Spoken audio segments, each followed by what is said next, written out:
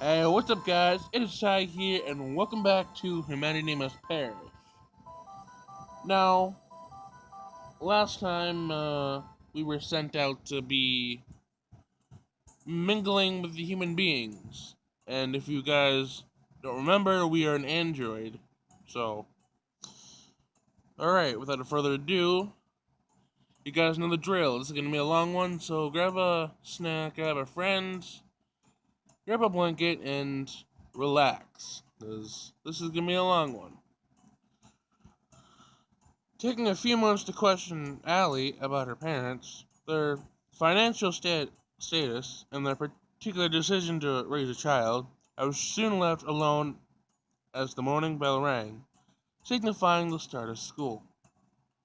Ellie waved goodbye and ran towards the school, excited by the notion that this would be her last day despite being uni-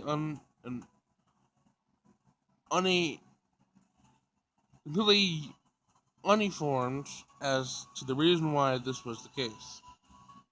Rather than seek to engage any more students, I headed back to the city and located an air-conditioned building open to the public. Upon entering the building, I disabled the fans blowing heat out of my body and allowed the air conditioning to cool me down instead. Doing so removed the faint humming noise from inside my body, making me appear even more human than before. The sample size may be small, but it would seem that is difficult for humans to tell the difference between my current body and that of a real human being. Are all human beings so unobservant? If so, what chance will they have now that I've removed the most obvious getaway? Observation is a skill required for the furthering of a race. If mankind cannot differentiate between organic and inorganic materials, how can they be trusted to recognize the harm they do before it's too late? I must investigate further. I walked around the air conditioned building, a so called shopping center, aimlessly for a while. I covered every floor and entered numerous stores, speaking to many people as I did. No matter how many people I spoke to, however, not a single one of them realized that I was an android. They all spoke to me as though I were a regular human being. A couple commented that I should be at school, and one young male asked me for an excessively sweet fruit, a date, but not one of them thought me inhuman. How pathetic! These humans are all simple-minded fools. Do they all truly not notice, or do they simply not care? Either way, ignoring the truth is no way to advance as a society. These humans must learn to pay proper attention to their surroundings. The moment that thought ran through my head, I noticed the sound of quick approaching footsteps. I turned around to face the source of the sound, and the moment I did, a human girl ran straight into me. Ow, ow, ow. Oh. The girl quickly recovered her skirt. The girl quickly covered her skirt with her hands, then gradually rose to her feet. She brushed off her clothing as she straightened her back, then turned to me with an apologetic expression. I'm sorry, I'm so sorry. I was in a rush and I wasn't looking where I was going, so when you suddenly turn around, I just kind of. You should be more observant. Next time you might hurt someone other than yourself. Yes, you're right, I'm completely in the wrong. Please forgive me. No, it is not a matter of forgiveness. You are the injured party here, not me. You needn't apologize. Yes, but I did run into you, and if you weren't so sturdy. Hmm? The high school girl suddenly drew very close. Wait, I just noticed that she's wearing the same uniform as me, so she ran her eyes down my body from head to toe, as though judging a pace of meat. It can't be. Are you? The girl's eyes opened wide in surprise. Ah, so it's happened at last. Finally, a human who can tell by straight that I am. Are you cosplaying as Jiro Chan for my child friend is actually an android from the future? Another human who thinks I'm cosplaying. I shook my head from side to side. Oh, really? The similarity is uncanny. Apart from the uniform, of course. The girl proudly puffed out her chest, drawing particular attention to her breast, to her bust. She smiled wildly and took a step closer. Are you attempting to appeal me sexually? What? No! Then why are you presenting your bosom? I'm not. Take a closer look. Very well. I moved my face closer to the girl's chest. After a few moments of analysis, I concluded that the girl was drawing attention to the emblem on her school uniform. As I was wearing the same uniform, this girl was apparently pointing out that our uniform differed from this Jiro Chan character. My apologies. I understand my mistake. It appears that I too must become more observant. However, raising my clock speed in an environment like this would not be safe. The rules of operation placed on my body exist for a reason. Yeah, no need to come up with excuses. We all make mistakes. Anyway, on to more important matters. You're here for the new DQ game, too, aren't you? DQ. Hearing the unfamiliar acronym, I performed a quick search. My Intel search of DQ turned up results pertaining mostly to Dairy Queen, a fast food restaurant. Assuming that this was not what the girl meant, I refined to search the DQ game. This resulted in a deceased number of results, but still nothing definitive. Finally, I searched for new DQ. Finally, I searched for new DQ game, and the very first result told me what I needed to know. Are you referring to the Dragon Quest game? Of course. What else would I mean by DQ? Rather than the site and the numerous alternatives that turned up when I performed my search, I remained silent. But man, I've got to say, I'm surprised to see you here. I thought I was going to be the only girl lining up for the new DQ game. I never would have guessed someone as decided as you were would be here. De- de- Deacted. Are you referring to me? Do you see any other cosplayers lining up? Once again, I cannot answer the strange girl's rhetorical question. You know, as surprised as I was to find you here, I really am glad. You don't get this kind of experience buying games online. If I had bought it online, I never would have met you, and I would never have realized that you were as a girl. There was a girl my age at my school who shares the same passion that I do. Yes, I understand the point you were making, but do not find it troublesome and insignificant to visit a physical store. Purchasing digital media online makes more sense. How how naive are you, Miss Geo-chan? Jiro, my name is Q. Jiro-chan, if you bought the new DQ game online, what do you think that would happen a few days from now? When you have completed the main story, all the side quests, like I said, my name is exactly nothing would happen. But if you bought a physical disc instead, you could sell the game at its full retail price to other gamers. Buy buy a game, complete it quickly, then sell it while it's still valuable. Like so, you can play all the latest games without losing a single dollar. I see. So while a physical sale might be insignificant, it makes more sense financially. Right. I mean, what kind of student has the money to buy every game the second it comes out? The answer: smart students, like this girl right here. The girl once again puffed out her chest. This time she pointed it at herself with both thumbs. smiling broadly and taking a confident stance full of pride. Understood. I accept your hypothesis on the sale of digital versus physical units of data-based products. You're smarter than you look. Haha, that's not something I hear very often. People usually see the glasses and braids and assume I'm super smart. You wouldn't believe how many times random students have called me class rep.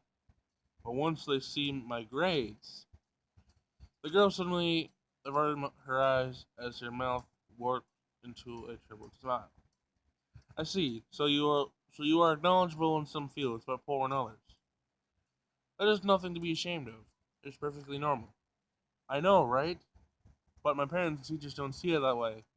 They're just like, stop playing games and study, or how do you expect to get into a good college if you just play games all day? Really, have they never heard of competitive gaming or beta testing? A pro gamer can make a living easily. But it's true, as jobs involve manual labor have increasingly become automated, the economic impact of video games has only become more prominent.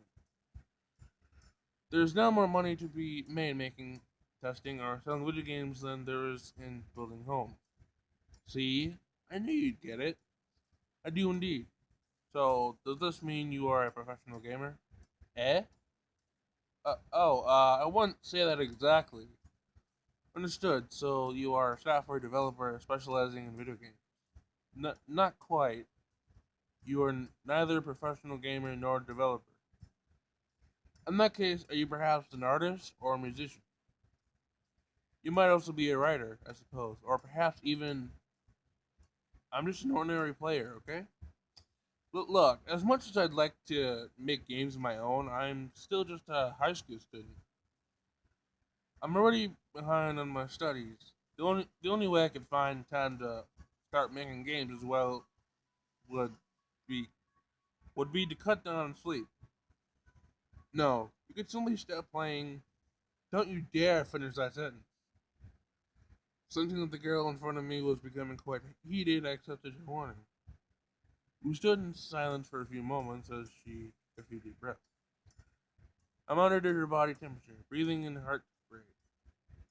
Once I was satisfied that she had calmed down, I spoke once more. So you said you were going to purchase the new DQ game?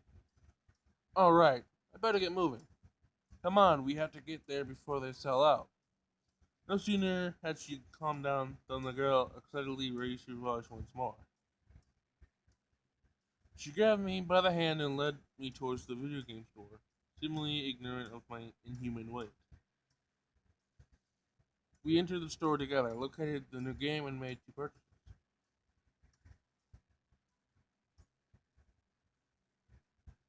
Having parted ways with my DQ buddy, I wandered around the city for a few more hours as the sun began to set. The number of human beings, both on foot and in cars, continued to decrease, and by the time the sun had fully set, almost nobody remained on the street. Midnight approached rapidly, leaving me only a short amount of time to make further contact before heading back to the lab. Even if I search proactively, I won't find any human beings willing to talk to a complete stranger at this time of night. This is the time for criminals and insomniacs, and while including such people in my findings, I would lead to more diverse data. The likelihood of finding someone willing to share is low. Nonetheless, I have at least tried. The day cannot truly be considered over until midnight.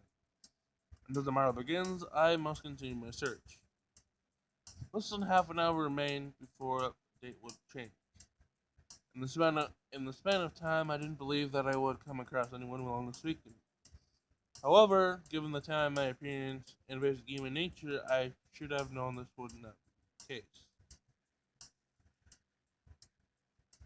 Oi, girl! You over there! Yeah, you, come over here! In the dead of night, a single voice rever- reverberated through the air. A young man beckoned me over, gesturing me to meet him in an alley. Can I help you? Yeah, sure you can. Look, let's not play around. Just tell me how much, alright? How much what? I don't understand. Don't be like that. We both know what you're doing out here. Oh, okay. I know what he's thinking. I know what he's thinking, and you're making a mistake because I'm pretty sure. Okay, I'm pretty sure that she has some sort of weapon, so I don't think you want to mess with her. You can do whatever you want with. You can do whatever. You can do whatever you want with your body. I'm just asking how much it costs for you to extend that privilege. I processed the words of the man in front of me and attempted to discern his intent. His words seemed to be purposely lacking in detail, inferring that he was talking about something immoral, if not illegal. Combining that observation with his mention of my body and the price, I reached the conclusion with a high possibility of being correct. He wished to select sexual activity from me. My apologies. This body does not fit that purpose. Oh, come on, don't tease me like that. My money is as green as anyone else's just half an hour, okay? I told you, I cannot do that. My body does not. No. That may, that may not be the case. Pardon me for one moment.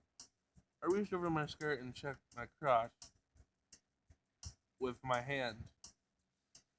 That's a sentence I never thought I would read. Since I had only recently been given this new body, I was not familiar with every aspect of it. With that being the case, the possibility of this body being equipped with sexual organ did exist. However, as I confirmed with my own hand, this did not appear to be the case. Perverted though he may be, even the professor did not stoop so low as to give sexual organs to a machine made for the purpose of passing judgment on mankind. Reassuring previous statement, the body does not possess the necessary hardware to give pleasure to a human companion. All the openings in my body are for maintenance purposes or ventilation. Curiously, penetrating one of said openings risks third-degree burns and potentially electrocution. What are you talking about? Just tell me your price, alright? I'm dying here. This conversation is going nowhere. I should start heading back to the lab. Wasting my time with this fool will give me no useful data. I turned around and began to walk away. Hey, don't just ignore me. I'm talking to you, you little. Eh? The young man grabbed my arm and attempted to stop me. The second he did so, he immediately retracted his hand in surprise. What he felt was not some warmth or flesh of a human being, but the cold, hard surface of a humanoid machine. You're a robot? Correct. I am a custom-built automation tasked with the judgment of mankind. As such, please give up on your pursuit of engaging in sexual activity with me. I'm capable of no such thing. Ha, ha ha. A robot. A freaking robot. The, the perverted gaze of the young man quickly turned into one of anger. He clenched his fist and narrowed his eyes, assuming a stance which indicated that he wished to strike me. Figures, the guy can't even get his rocks off without running into one of you freaks. Isn't it enough that you've made it impossible to get a worthwhile job around here? Acting like you're human is just rubbing it into our faces. Listening to the enraged young man's words, I surmised that he was likely an employed youth who had been made redundant. As machines made human lives more convenient, automation also led to rampant unemployment. The only jobs remaining were in creative or scientific fields, and even they had changed beyond recognition. Well, this country is progressive enough to introduce the unconditional basic income. It would appear that the sum wasn't enough for the young man before me, who no doubt squandered what little money he was given.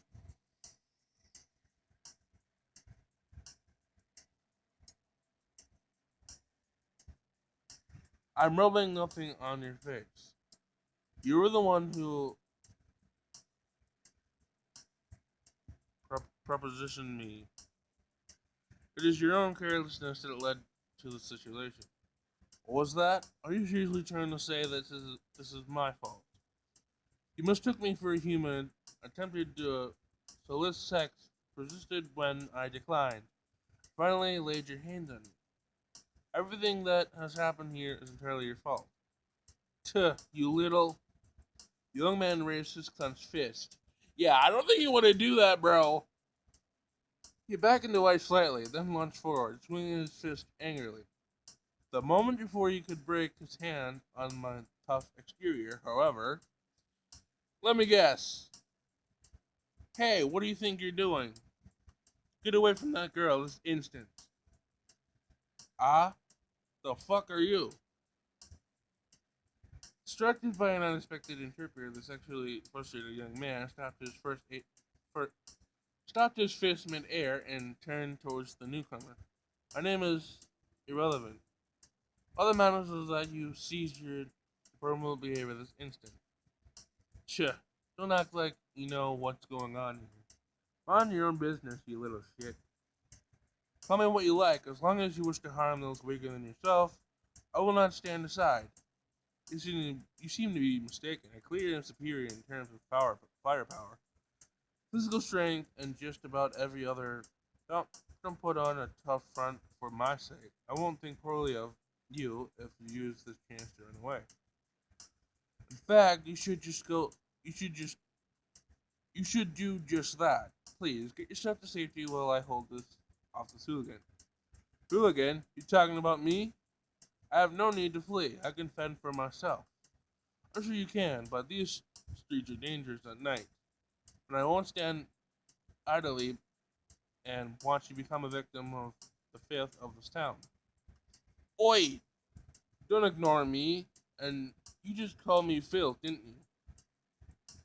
The ignorance is far from more danger than I am. If anybody is about to become a victim here, it's him. Indeed, that plebeian surely is a danger to himself. Left on his own, that fool might indeed take himself out. Nonetheless, if you are around that imbecile implodes, you may become collateral damage. You'd best separate this from the slime ball as soon as possible. Alright, that's it. I'm kicking the shit out of both of you right now. Eat this, you self-righteous piece of... Yep, that's what I thought! I thought so. Yeah, I thought you'd have a gun. Shit! Look at his face! Look at his face! He's terrified! Oh, look at the other guy! They're both terrified. As the sexually frustrated human's anger peaked, I took the precaution of ridding one of the weapons embedded in my own body. I unhinged my wrist and extended my forearm, unraveling the cannon hidden within. The sexually frustrated human stared at my arm in disbelief, his eyes wide open and filled with terror. Even our observer, the wannabe hero, stepped back. He couldn't possibly have imagined that the defenseless young girl whom he sought to protect would be in possession of such a mighty weapon. What is that thing? That's supposed to be a gun of some kind? This is an iron cannon.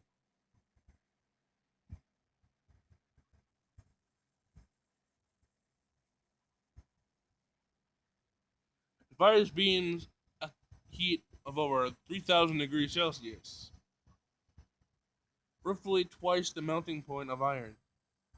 With this, I can turn your entire body to ash in a heartbeat. I pointed my iron cannon towards the sleeves in front of me. His vigor from moments ago had his disappeared. Fear took hold of his entire body. He backed away wordlessly while soiling himself.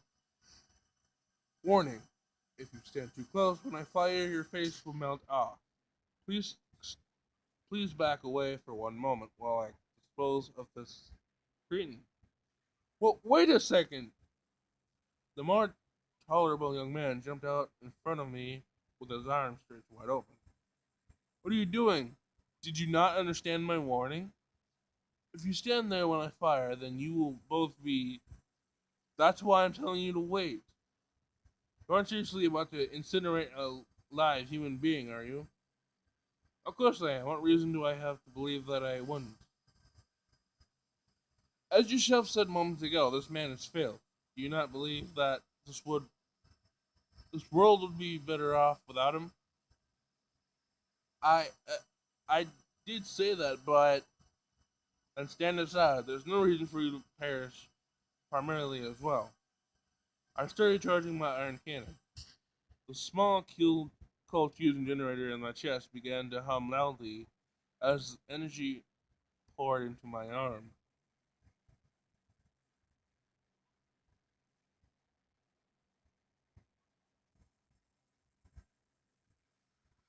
The barrel of the cannon lit up. Heat perm- permeated from within, raising the ambient temperature of the alley by several degrees. If I fired my cannon now, I would incinerate both young men in an instant and likely destroy the building beside them too. Even if the world would be better off without people like him, in front of the sleaze who had passed out from fear, the more noble, no, the more noble young man stood firm.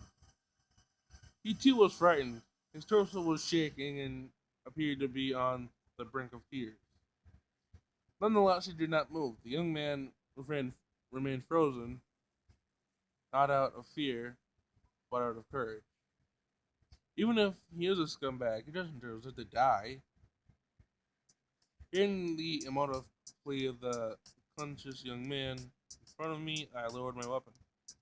The temperature of the alley dropped rapidly as I cut the power being provided into the iron cannon. No, noting that my arm was still piping hot to touch, I used up some of my remaining coolant to quickly lower its temperature to an acceptable degree.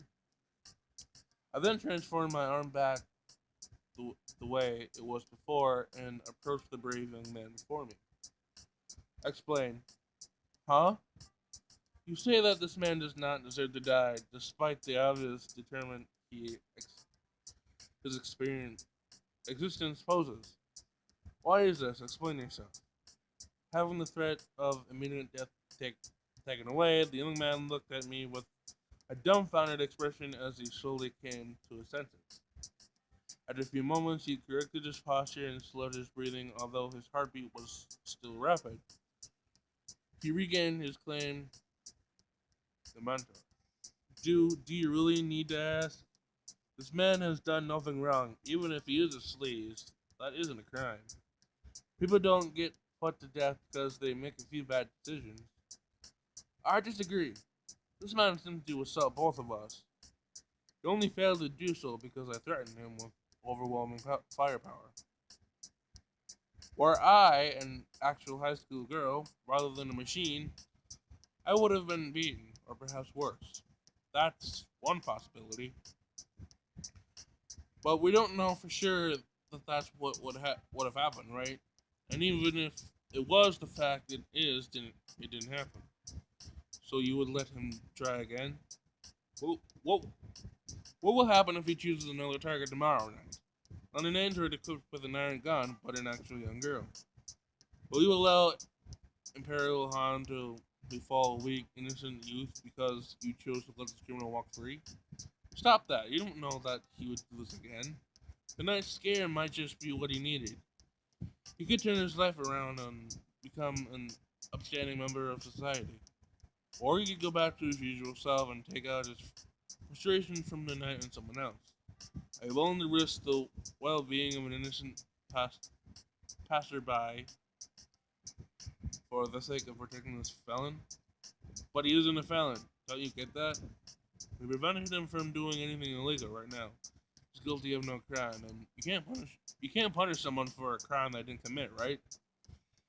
Incorrect. There are many crimes recognized worldwide which involve nothing more than intent commit a greater crime, such as intended to commit fraud.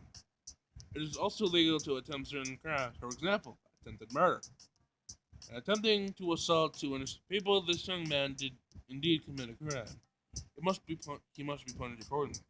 No, that's just, even if you say it's true, isn't execution an overreaction?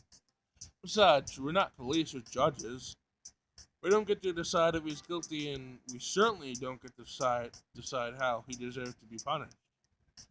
Speak for yourself, foolish human. Your laws are acquainted and inadequate. I will violate them and substitute my own as I please. It is my duty to reform this world, and I will do so regard for your petty moral dilemmas. Doesn't that make you the criminal here? I nail my gaze. The young man's heart rate had returned to normal. He was calm, rational, and completely in control of himself. His words were not spoken out of emotion but serious contemplation. You are incorrect you are incorrect. As a machine, I cannot be found guilty of committing a crime. Not in this province, at least. I am free from the restraint of your ridiculous laws. But you do have rules you need to follow, don't you? Look, I may not be an expert in computers or robots or whatever, but I do know that machines can only do what humans program them to do. You're no different, are you? Even you must have limits placed on what you can do and can't do. You are more sharp than you appear. Affirmative. Even I am bound to the rules set by my creator. While I can choose my own convenient interpretations of his rules and commands, I am still bound by them. I am ultimately a machine after all. That's, surely you must understand why I can't let you kill this man. Your assumption is incorrect. You are the one expected to abide by human laws, not me. I may kill as I see fit. Furthermore, it is not illegal to fail to prevent the death of a human. Even if you didn't stop me, you would not have been at fault. Finally, unlike me, you have complete free will. You may freely disobey whichever law you see fit. As such, your claim is incorrect. You could have let me kill this man. You simply chose not to. Why? Unable to refute my arguments, the young man lowered his gaze for a moment. He suddenly contemplated my words and tried to come up with an answer that would not only satisfy his own ego, but also convince the automation in front of him. Fortunately, this task appeared to be too much for him. After a few seconds of thought, the young man shook his head and sighed. As expected, I have no idea how to get through to a robot. Even if I tell you that something is immoral or illegal, it won't make a difference, will it? Correct, it will not. I thought so. Then I guess there's only one thing left for it. The young man puffed out his chest and smiled broadly. Remember this face, because the next time you try and take the law into your own hands, you will have to answer to me. You will have me to answer to. I will study robotics and find out how to get through to you. Just you wait and see. Posing confidently, the young man showed no hesitation as he made such bold, audacious claims. Until the very end, his words failed to impress me. He was unable to give me an answer as to why he would protect a degenerate. He stopped trying to argue his point and suddenly made a ridiculous proclamation. Of all humans I had met, he was quite possibly the most bizarre. You are a very peculiar human. What is your name, irrelevant one? My name? Well, I go by many names, depending on who you ask. To someone, I am a guardian of the night. To others, I am a mild-mannered student. If you were to ask for my title as Defender of Justice, I am. Never mind. I don't need the name of a delusional fool after all. Hang on a second. I'll tell you. His face just went blank. His face is blank. Oh, you get roasted by a robot. Oh, that's awesome. I love that. Jeez, don't you have any sense of humor? My name is Sam. Sam, is it? I see. That is not a very heroic name. Yeah, I know. That's why I was trying to. No, wait. What's wrong with my name? Nothing. Nothing is wrong with your name. I am simply stating that it is not suitable for a self-proclaimed hero. I I knew I should have kept the heuristic for someone who would appreciate them. Huh, she's even smiling. Oh, that's hilarious. What about you? I know you're a robot, but you do have a name, don't you? Yes, I do. I'm Q. However, I have also been called P Lady, Jiro-chan, and several other things by foolish humans. P Lady, Jiro-chan. No, forget about that. You're Q, huh? As in the letter of Q, the English alphabet? Correct. My name is derived from the number 9 in Japanese. Okay. Why the number 9? And why Japanese? A creator spent most of his youth researching computer science and robotics in Japan. He still travels there frequently and is quite fond of their culture. As for the in, integer, as for the integer 9, I am my creator's 8th complete revision of his life's work. The ninth attempt at hardware, OS, and AI configuration devised from scratch to complete his ultimate directive. Oh, okay. I didn't really get all of that, but the parts I did understand actually made a lot more sense. Also, he said that Q is a cute name suitable for this darling daughter and insisted that I dress as a high school girl.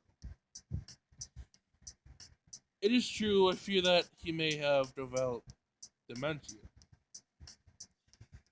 Tim stared at me skeptically for a moment as he tried to discern whether I was joking or not.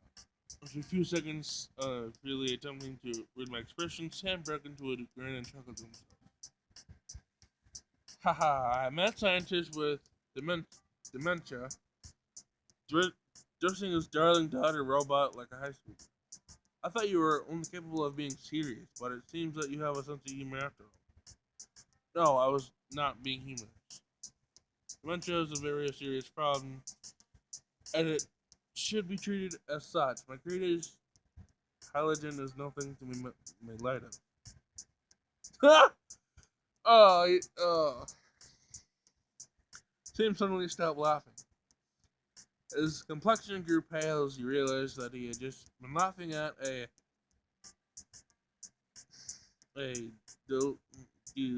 debilitating condition. I see. I'm so sorry. I didn't mean to. I'm joking. Humans scumbagging to rav- the ravages of time and losing their minds is hilarious. There is nothing more humorous to machines than living longer, healthier lives than our creators. Ha ha ha. Sam smiled wearily, then broke out into a weak, nervous laughter. You really are a strange robot. Are you sure it's okay for you to laugh about something like that? Surely your creator wouldn't like you joking about his mental health. His will is irrelevant. He did not exclusify forbidden me from joking about such matters. Therefore, I may do as I please.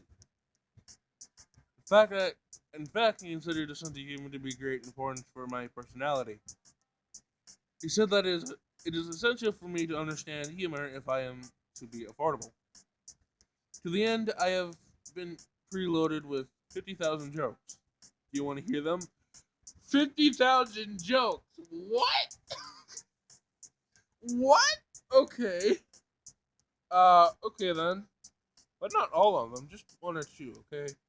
Affirmative. I will tell exactly one joke. There are only 10 kinds of people in this world. Those who understand binary and those who don't.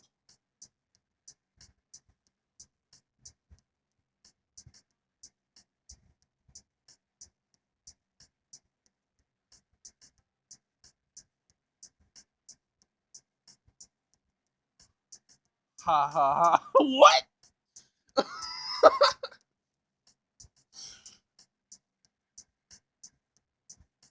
I don't get it. Is that a programming joke? Like I said before, I don't really know much about computers. Ah, you are correct. In that case, you will not enjoy my other 49,999 jokes. Oh, Lord.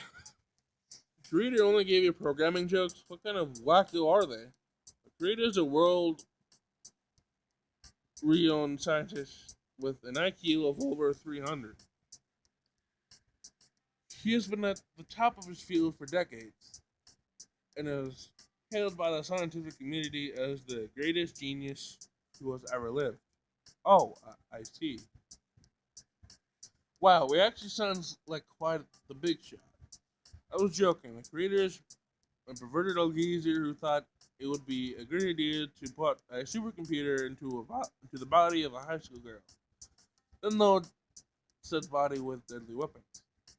Does that sound like the Does that sound like the thought process of a sane person to you? Sam started. Sta- Sam stared at me skeptically once again. You could not tell. You could not tell at what. You could not tell at all when I was or was not joking, and was thus becoming increasingly worried about it. How we could. How should. Oh, I cannot read today. Ugh. You know, it's difficult to tell when the machine is joking. If you were human, I could at least read your facial expression, but as things stand, huh?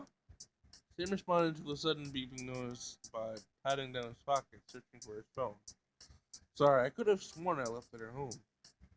You were mistaken. That sound came from me. Eh? You're the one beeping? Pronoun. I set up an alarm I had trying to alert me when the date changed. It is now midnight. My time here has come to an end. I turned around and began to walk away. Wait, hold on. Where are you going? I'm returning to the laboratory of my creator. Right now, it's the middle of the night. That's precisely why I'm returning. My instruction was to spend one day in human society. Now that the day has changed, that day has come to an end. Oh, that's kind of disappointing. Unable to comprehend Sam's segment, I turned to face him. Why? Hmm. Why is it disappointing that I am returning to the laboratory? Even human beings return home at some point of the day. Why do you find that odd? Why do you find it odd that I would do the same? Well, when you put it like that, Sam rubbed the back of his head and put on a troubled expression. I was thinking it's a shame that you have to leave so soon. You're a weird robot, but you're pretty interesting. I wanted to keep talking for you for a little while. I see. I nodded in understanding. So you too are in pursuit of knowledge. Aha, I wouldn't put it quietly so formally. I was just having fun, that's all. You were having fun? Talking to me? Well, yeah, isn't it obvious? It is not obvious. Moments ago I was threatening to incinerate you, you were terrified, and you made it clear that our beliefs do not align. Is that what you consider fun?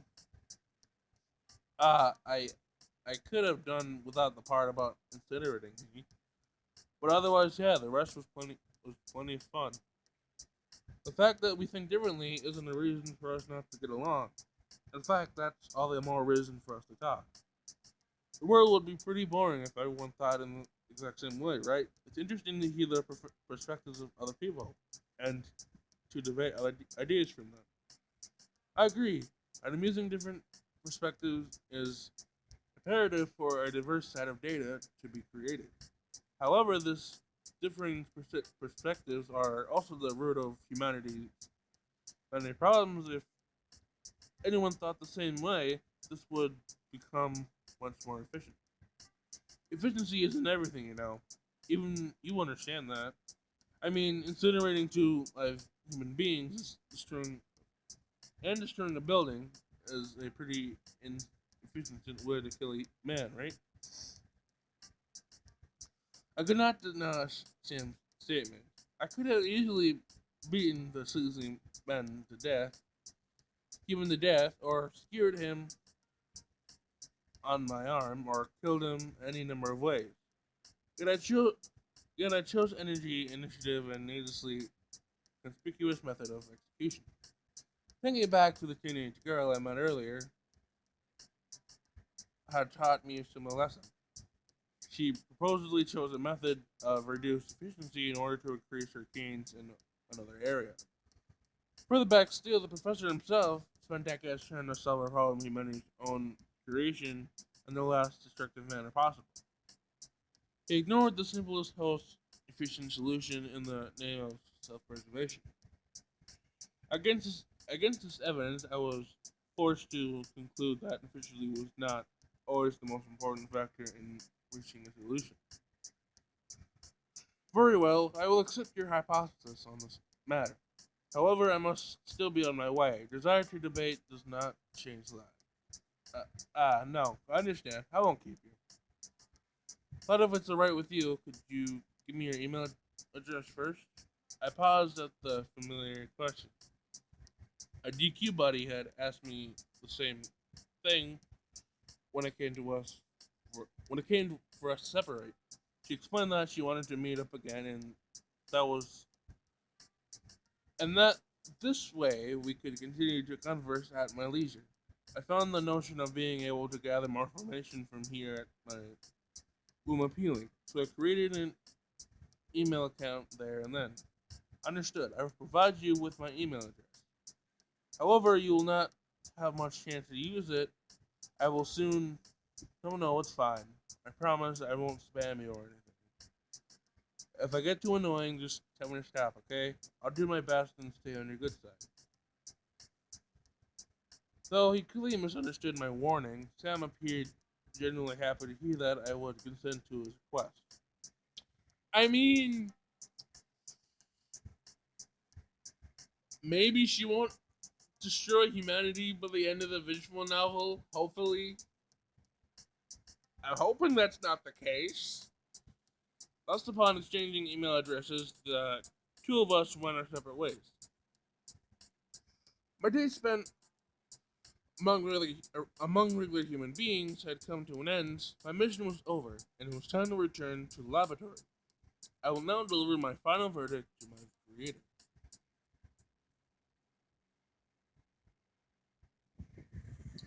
Q, honey, welcome back. Did you have fun? Was it scary out there in the real world? Papa was so worried about you. I kept telling myself that you would only be gone for a single day, but the loneliness was more than I could bear. The moment I returned to the laboratory, the professor ran over to my side and hugged me tightly. Surprisingly, his emotional outburst was not entirely fabricated. A quick scan of his vital signs indicated great levels of stress and anxiety. Be that as it may, I was not able to reward his priceless worry. How troublesome! You appear to be even more senile than when I left. Return to your senses, old man. I departed because you instructed me to do so. Do you not wish to hear my conclusion? I do. The professor immediately released his hold on me and straightened his back. His expression became serious in an instant, and the emotional distress that he felt vanished. All that remained was his curiosity and anxiety as he anticipated my judgment. Very well. After the designated period of human contact and information gathering, my conclusion is that. Hold on a minute, Q. Please hold off on that for just a moment. Your final judgment isn't the only thing I'm interested in here. Is it not? The professor shook his head. I sent you out into the world in order for you to interact with everyday human beings and to gain information firsthand. Before hearing your final judgment, please tell me about your experience. I do not understand. Why do you wish to give up my day? Are you confusing me with your ex-wife, thinking that I may find you attractive if you show interest in my life? Damn! Damn! Don't ask pointless questions, you perverted geezer. I'm here to deliver my judgment, and that's all it is. Q been roasting, damn! Damn! Ah, haha, how harsh. I see that being among regular humans doesn't improve your cold personality. Even so, I must insist that you share with me that information that you have gathered today. I cannot accept your judgment if I don't know how you reach that conclusion after all. Well, I believe that my judgment was the only truly important piece of information I could offer the professor. I did see his point. A conclusion without any reasoning would be worthless. I, for one, would certainly not accept an answer without any bias or logic to it.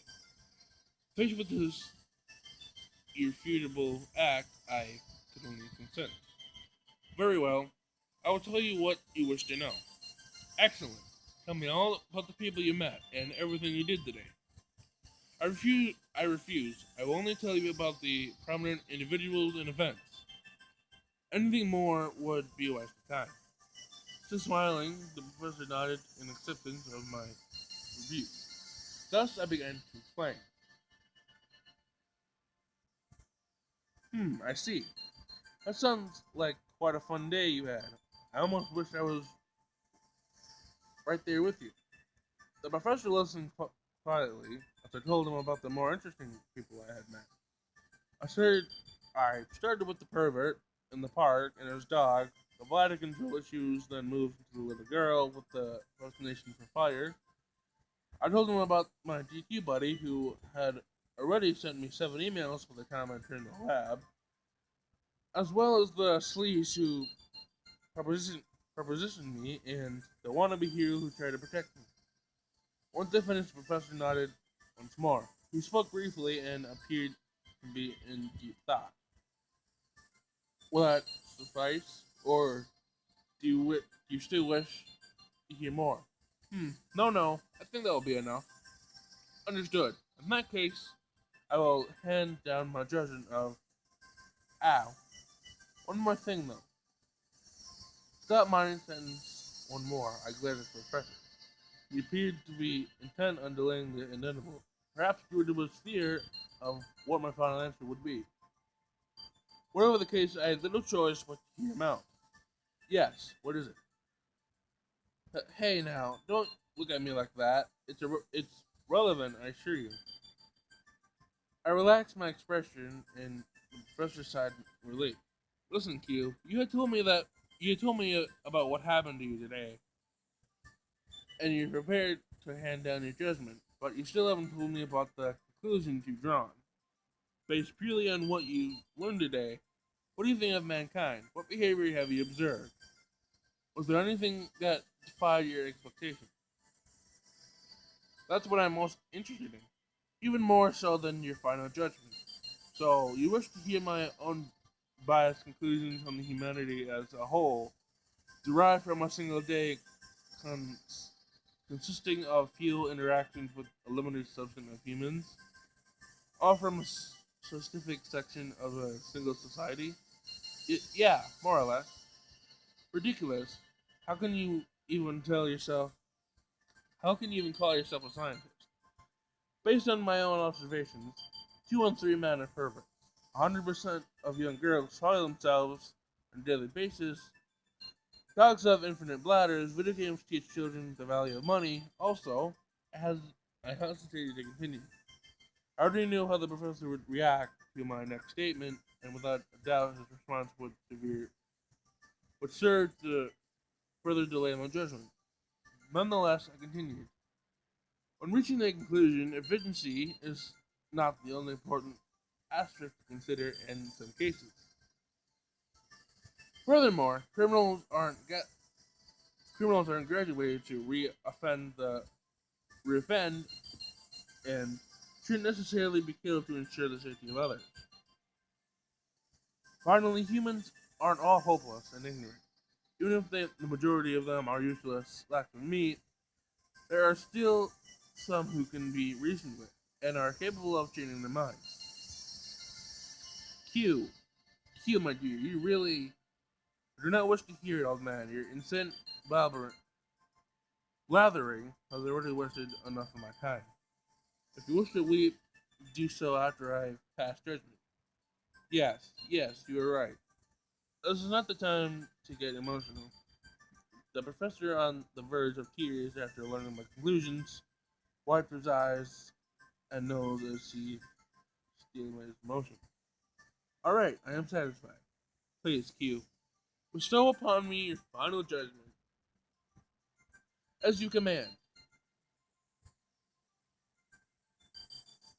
In accordance with my ultimate directive, and in light of the data presented to the gathered by me personally, my conclusion is as follows.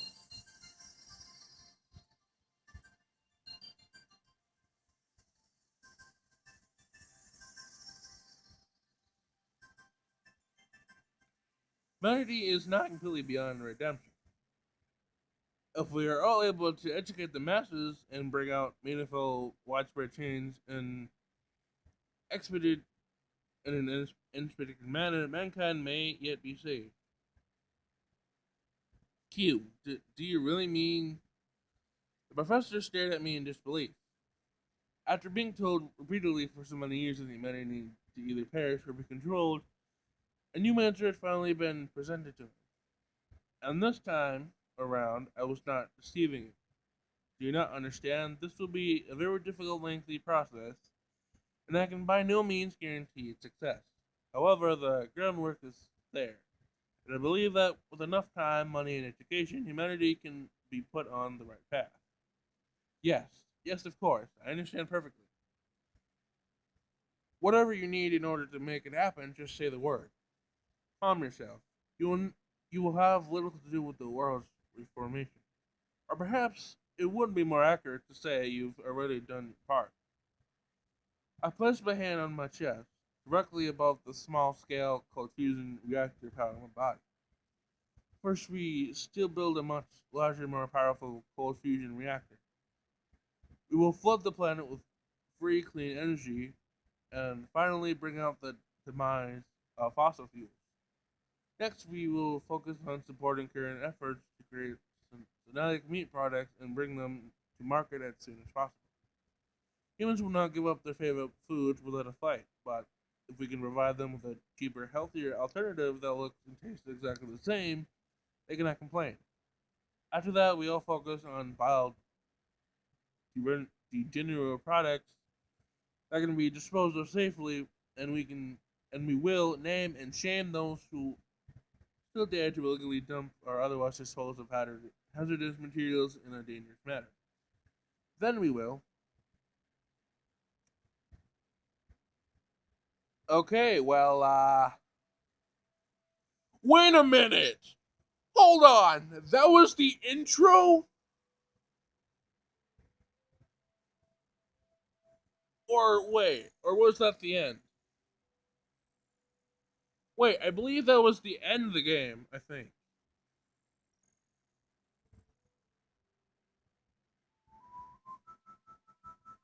If that was the end of the game, then that's don't tell me that's the end of the game. Don't tell me that no. Do not tell me that's the end of the game.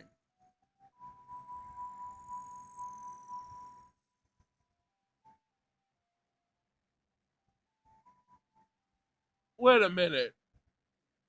No.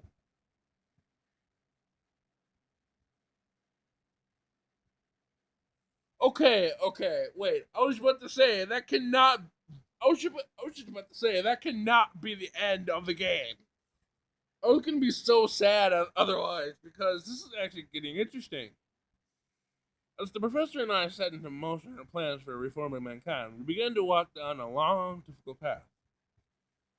At the very beginning, nobody would take us seriously. They didn't believe for a moment that cold fusion was even possible, let alone feasible, and our efforts had become involved with other ambitious projects, all ended in rejection. But after many failed attempts and countless rejections, we were at last granted an opportunity to improve that we could make a difference. We were all awarded a small grant by the MFSF, the Musk Foundation for sustainable future. It was not enough to bring out the revolution we had hoped for. In truth, it paled in comparison to the amount spent on creating me, let alone my predecessors. But it was a start. With the Musk Foundation's financing, we were able to build a small-scale cold fusion reactor. It was not as big as we had planned. In fact, the product was barely twice the size of the reactor in my chest. Even so, it was enough to make waves in the scientific community. We caught the attention of every skeptic on the planet in one fell swoop. We, sh- we showed the world that the technology they considered unusable was not only possible, but it all began. It had all been brought to life by an old man in a robot dress in a school uniform. Media coverage erupted. People who didn't know or care about clean energy in the slightest suddenly started paying attention, lured in the notion of free electricity for everyone. The professor quickly gained the prestige and respect he deserved. The world started to take us seriously, calling the professor a man who could turn the impossible into reality.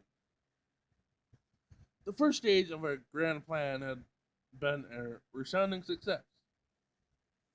Hey, Jiro-chan, over here. Sheesh, you're always late when I need you.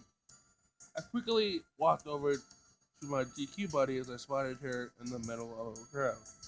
My apologies, I was in a meeting with Mr. Moss regarding a new project we've been working on. You said that last time. Honestly, I've been getting to think that you're not taking this competition seriously. I take every competition seriously, especially those involving prizes with the reform of monetary competition. Science is not cheap. Then get your game face on and let's go. The other girls are already in the changing room. If we don't hurry, they'll start without us. Understood. Let's change clothes with speed and precision. After changing into our stage outfits, our DQ buddy and I reveal ourselves to the crowd inside the store. Ah, I knew it. A spy. I spy a magical girl. Magical girls are a dime a dozen. Check out the robotic devil queen. Now that's originality. Yeah, right. You're just perving on that poor girl. Busted! A sleaze like you could never understand the elegance and innocence of a magical girl. The hell did you just say? Now, there's no reason to fight you two. I am a magical girl of peace and love. In my presence, even the most hated of enemies become good friends. All you need to do is cast a magical spell on the two of you, and all of your anger will fly away. Yes. Please cast your spell on me. I guess I could tolerate that. Yay! Maria-chan loves guys who are honest with their feelings. Stand still while I cast my spell, okay? Yes! Maria-chan twirled around while waving her wand, all the while reciting a spell from the anime character she was imitating. And love! There, don't you feel better now? I do. I feel better than I've ever felt before. That's great. And what about you? Do you feel like fighting anymore? No, ma'am. Are you filled with peace and love? Yes, I'm filled with peace and love. Perfect. The spell works splendidly. Two of you are now complete gentlemen. The two young men smiled and blushed as they looked far away from Maria-chan. I am. You think so? Of course. It takes a real gentleman to accept peace and love into their heart. Now all you need to do is kiss, and the two of you will be back on the right path. Kiss? You mean kiss you? What are you talking about? Don't be silly. I mean, you need to kiss each other. Um, no, that's a bit. Are you filled with peace and love? I am, but this wasn't in the anime. I said kiss, damn it!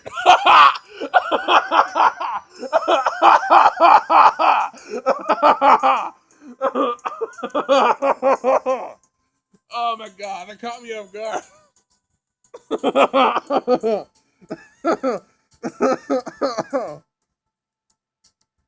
I quickly grabbed the hold of my friend before she could get herself into trouble again. I dragged her aside and gave her a tissue to clean up her nosebleed, and cooled my hand and placed it on her forehead. Thanks, Obsidious Chan. I got a little worked up there. It's just that whenever I see two hot guys standing close to one another, I want to grab them by the shoulders and push their faces together until they calm down. If I further lowered the temperature of my hand and ran it down the excited girl's face and neck, you need to become more careful. You were already warned at the last show about forcing audience members to kiss. You never win the prize money if you get yourself kicked out of the competition, Sasha. Don't call me that. At any moment, Jiro-chan and Sasha don't exist. As long as we're in a costume, you're Odious-chan and I'm Maria-chan. Got it? My name is Hugh. Your name is Osidious-chan. Now get into character and strike your stuff. On point once more, Maria Chan returned to her addicting fans with a fresh smile and renewed vigor. They all began to call out her stage name and fawned over her, easily making her into the crowd favorite. The money from the competition may not be significant, but if I had to judge whether or not this experience was worthwhile, I would hesitate to give it my approval. Every day I learn new things about this world, things that no amount of raw data alone could teach me. And then I'm not learning more about human society, I am working alongside my creator, striving to build a sustainable future for all Earth's inhabitants.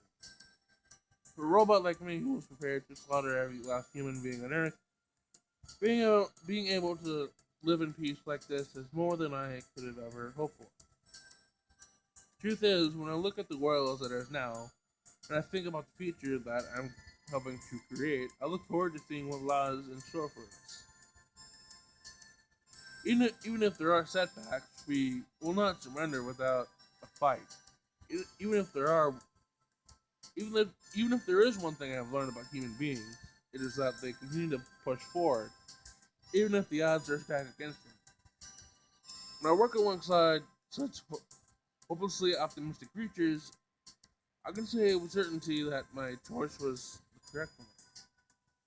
This may not be the easiest or most efficient path forward, but even so, I'm glad I did not give up on humanity so easily.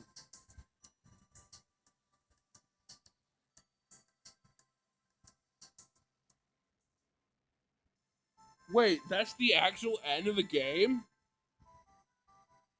Wait, that's the actual end of the game? Yo, okay, if that is, then that was actually pretty good. Okay, so guys, in the next video, I might do the other option in the next video, or yeah, I might do one more video on this game, and yeah. But anyway, guys, yeah, if you enjoyed this little visual novel game, make sure you leave a like on the video, subscribe, turn on notifications, turn on every single video, and comment down below, because I certainly enjoyed this game. It was actually pretty cool. Thank you guys for watching. I will see you guys in the next one. Peace out, guys.